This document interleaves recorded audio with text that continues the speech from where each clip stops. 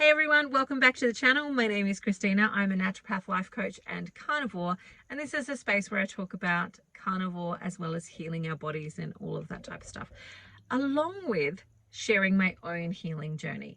And this week has been one of those weeks that has brought up some of the things for me in my own healing journey. And I want to talk about it because I think that a number of women will also resonate with it. I have had a history of being overweight for much of my life, as much as I can remember. So, even as a kid, I was the larger one in the group in my sports teams. I carried extra weight. And so I have had a history of building a relationship with food that wasn't necessarily healthy, and having a relationship with my body that was also not really healthy. And I did not have the fundamentals or understandings of health in any way, shape or form. And I didn't have family that understood it either. We were part of the group of people that were told, my parents in particular were told the whole low carb, the whole low fat movement. We did all sorts of weird and wonderful things. And I watched my mum do a whole bunch of dieting. So I saw her try Jenny Craig. I saw her try Weight Watchers. I saw her try a whole bunch of different things. And then eventually she went and had lap band surgery.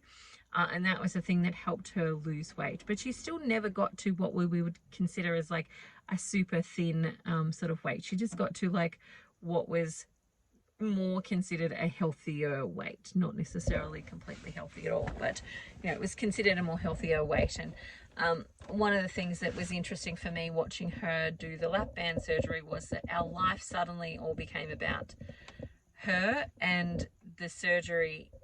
Like when it came to food, it came down to that surgery, because she wouldn't be able to eat food, or we'd go to somebody's house and she like for dinner and she'd say, oh, I just have a little bit because I can't eat very much.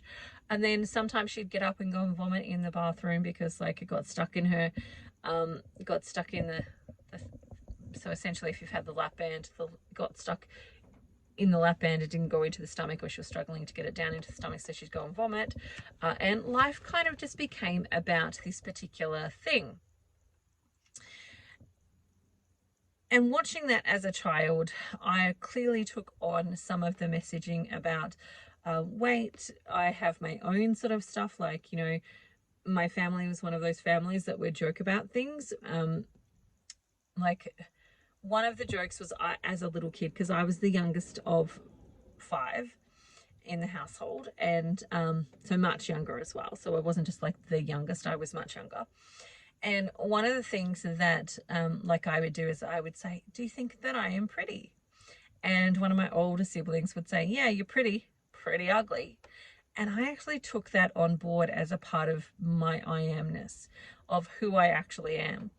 And that was not the only thing, by the way. There was multiple different things that led me to the space, but just using this as one of those examples. So taking that on as my I amness, as who I am, I'm pretty ugly.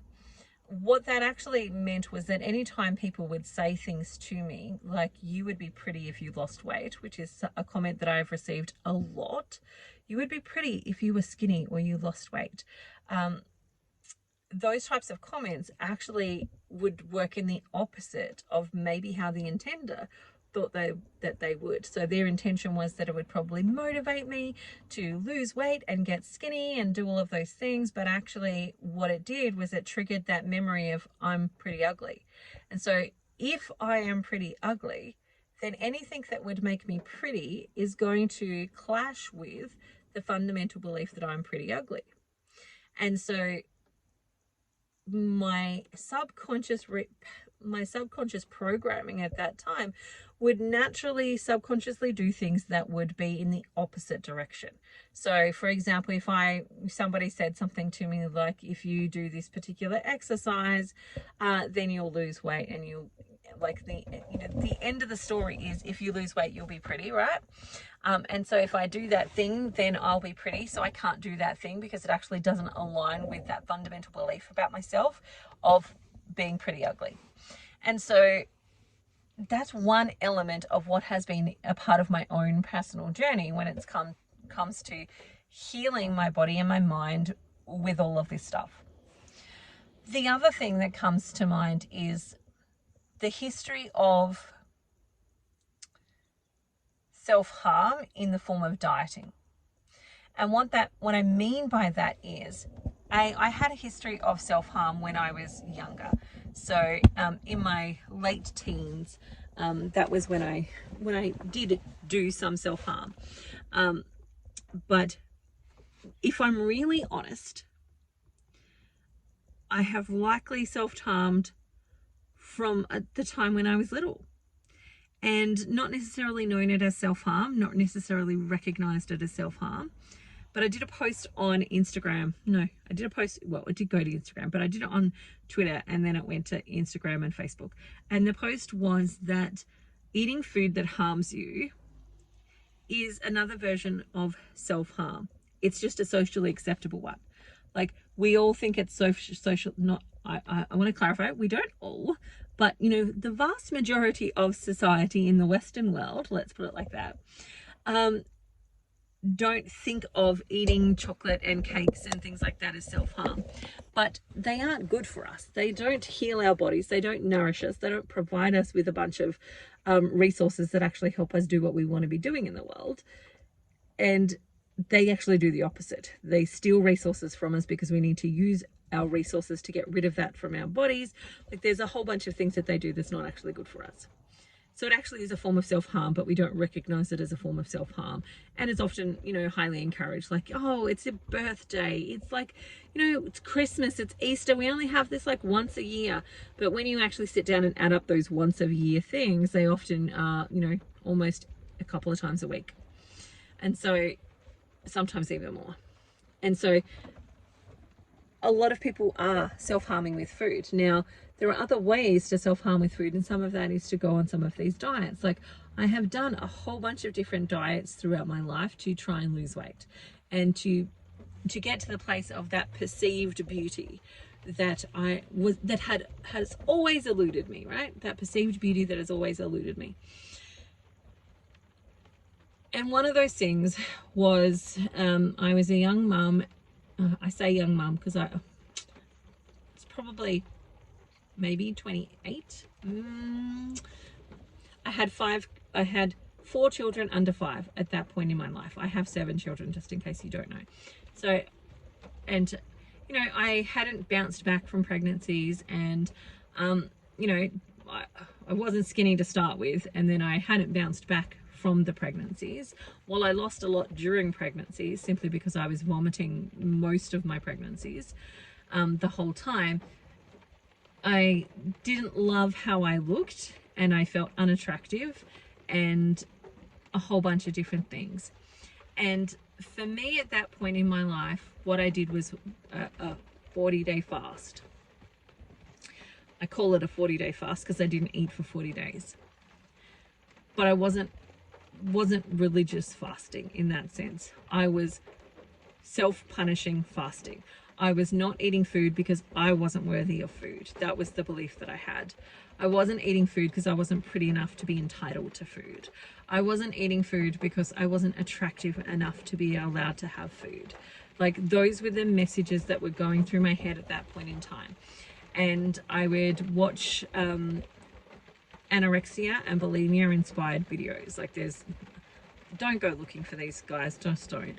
But there were at that point in time on YouTube a bunch of videos that were, you know, essentially helping desensitize to anorexia and bulimia, and I was watching them in order to try and do that, in order to get, because what I had in my head, what I decided in my head was, I'm just not going to eat until I'm pretty enough or thin enough to qualify for being entitled to food. It was basically, like, if I boiled down what I was saying to myself in my head, that was basically what I was saying to myself.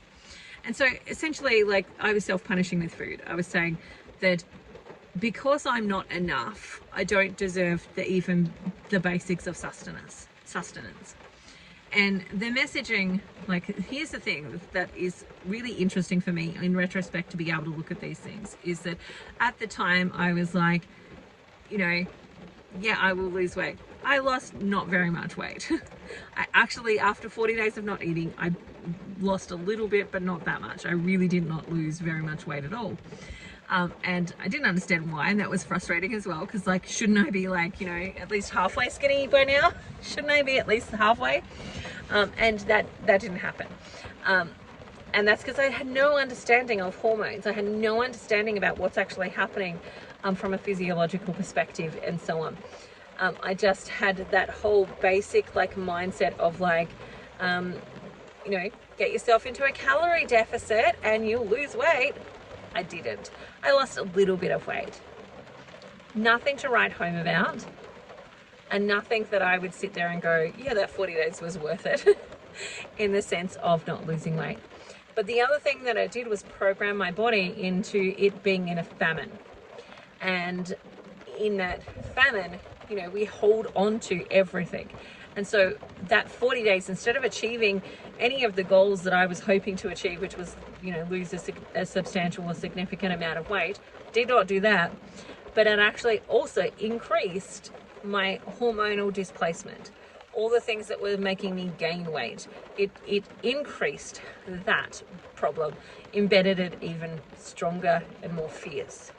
And so the interesting part for me is like to sit back and go, okay, my desire was this, but I actually created more of the opposite of what I was actually desiring, which ultimately, if I sit back and go back to the pretty ugly thing, subconsciously it created more of what my subconscious was thinking.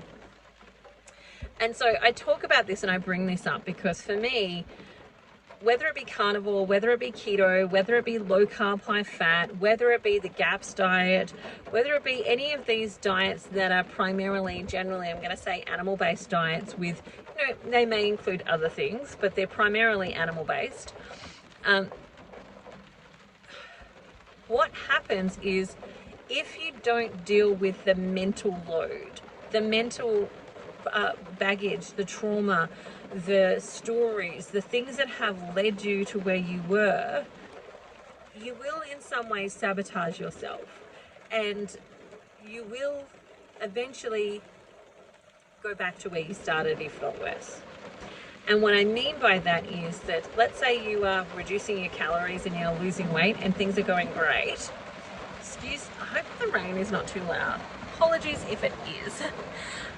But if you're doing those things and you're losing weight and you don't spend the time resolving some of the emotional trauma that led you there and some of the emotional stuff that led you there, like the beliefs that you might have, what will happen is you'll start to really struggle and you will sabotage yourself. You will find ways to sabotage yourself, whether it be, I know that I need to get up and, you know, have a certain amount of fat, right? So I know from doing the Lion's diet that I've got to make sure that I'm increasing my fat and that I'm adding extra fat to whatever it is that I'm eating. And so what I might actually stop doing is going to the butcher and getting that fat, or, you know, skipping it or whatever. And then ultimately, you know, I don't then get the results that I want. And then ultimately, because I'm not getting the results that I want, I get to the place of going, well, what's even the point of doing this? And, you know, eventually it's chocolate cake and bananas or whatever it is for you, right? You go down the spiral and you go down that whirly swirly sort of space until you land back where you were or worse. And so one of the key things that I do when I'm working with my clients is we get the diet stuff sorted, but we have to do the emotional work. We have to unpack the stories. We have to unpack the beliefs. We have to change them. Is it ultimately true that I'm pretty ugly? Depends on who you ask. I'm sure there are some people that think I'm pretty ugly. But is that the ultimate truth? Like, is it the ultimate truth? Because not everybody thinks that I'm pretty ugly. I'm sure there are some people that think that I'm not ugly. Some people think that maybe I'm attractive. Some people think that, you know, I'm a magnificent creature of God. Like, ultimately, it's not the truth, because it's not the same if you ask every person. It's not an ultimate fundamental truth that I'm pretty ugly. It is a observational, individual thought process, opinion about my level of attractiveness. So it's not an actual infinite finite truth. And so if it's not an infinite finite truth, can can I change it? Can I think of something different? Can I replace that thought with something different? And yes, I can. I can replace that thought. I can go to the Bible, for example, and go, well, what does God say about me? He says, I'm wonderfully and magnificently made. Well, magnificent things aren't really like ugly. And so I can hold on to what God is saying about me. I could hold on to, say, compliments that people who love me and cherish me actually give me. I could hold on to those things and start to make them the truth. And the thing is, like, it takes time for this to happen. Like, I've spent years conditioning myself to believe that I was pretty ugly. So I can't expect to, like, within a really short period of time, like a day or two, to change that message. I know it's going to take time to reprogram my brain. It's going to take time to actually filter that out to my nervous system. It's going to take time to move that through all of the areas of my actual life, that new belief that I'm holding on to. And so when it comes to doing the work in Carnivore, Carnivore is the vehicle that allows me to do the inner work that then creates the change.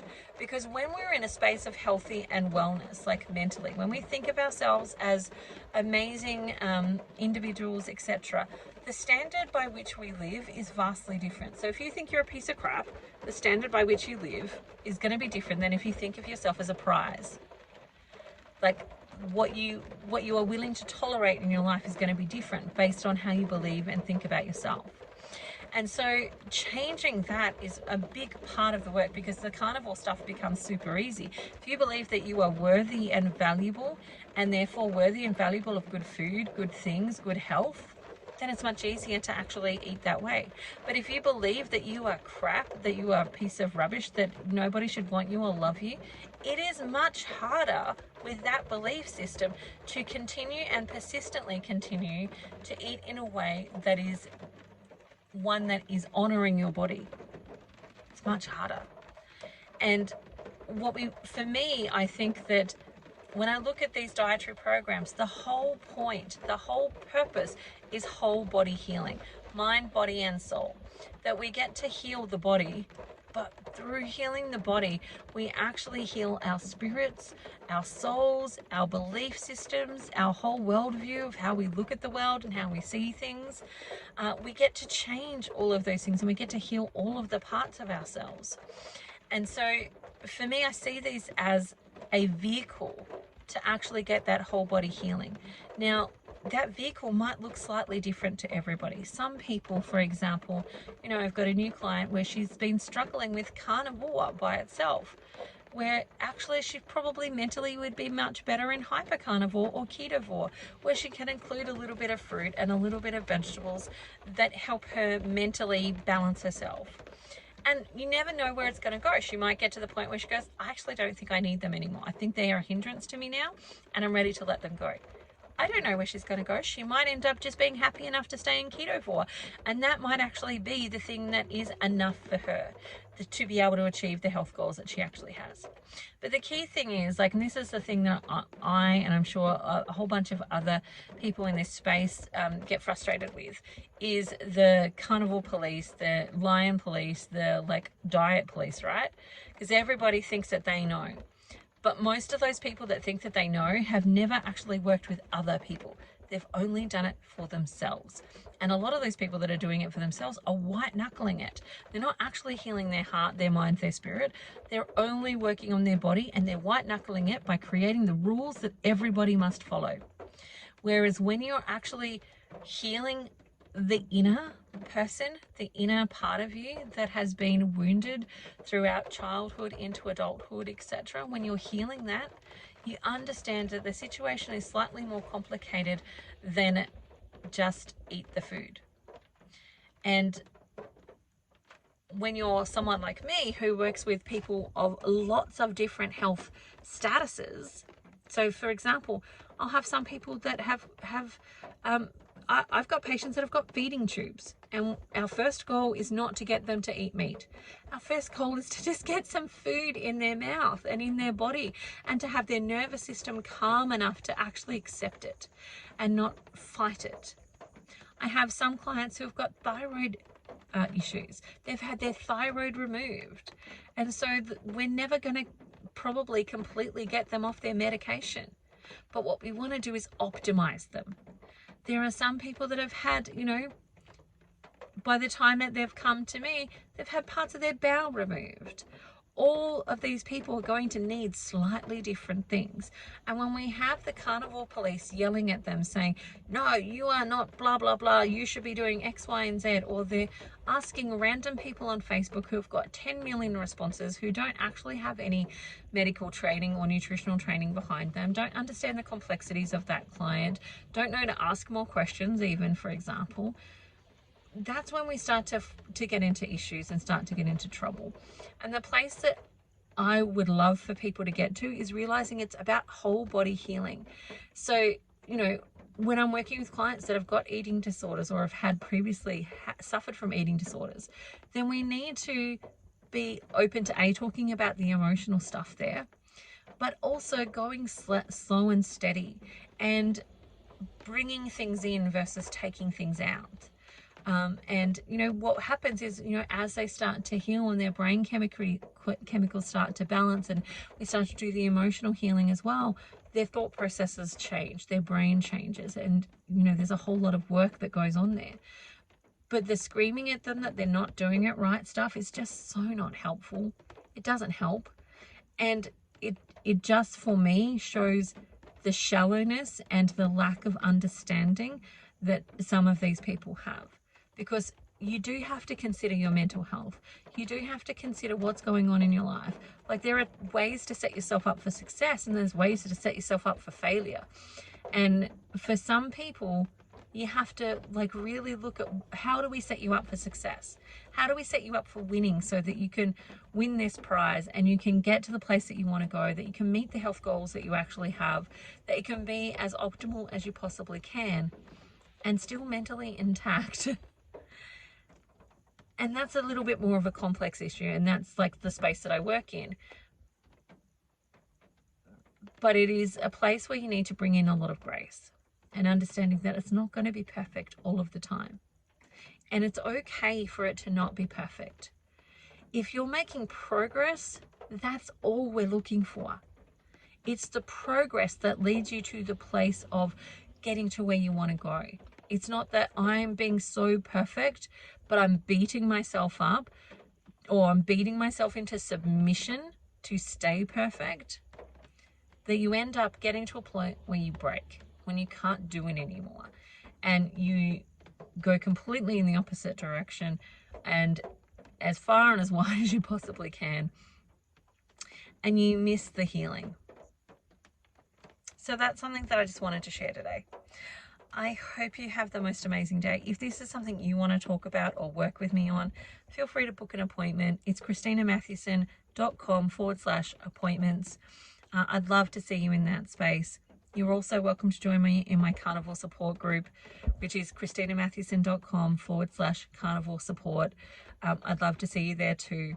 Otherwise, jump in the comments. Leave me a comment. Have you struggled with food previously in your life? Have you been a yo-yo dieter like me? I've definitely done that for much of my life. And do you recognize the mental health stuff in the sense of like the beliefs that you've carried with yourself, the trauma from, you know, previously dieting, or people making comments on your body? Have you got stuff there that you recognize is part of your own healing journey as well? All right, remember, like and subscribe, and I look forward to talking to you again soon. Bye for now. See you later. Have an amazing day.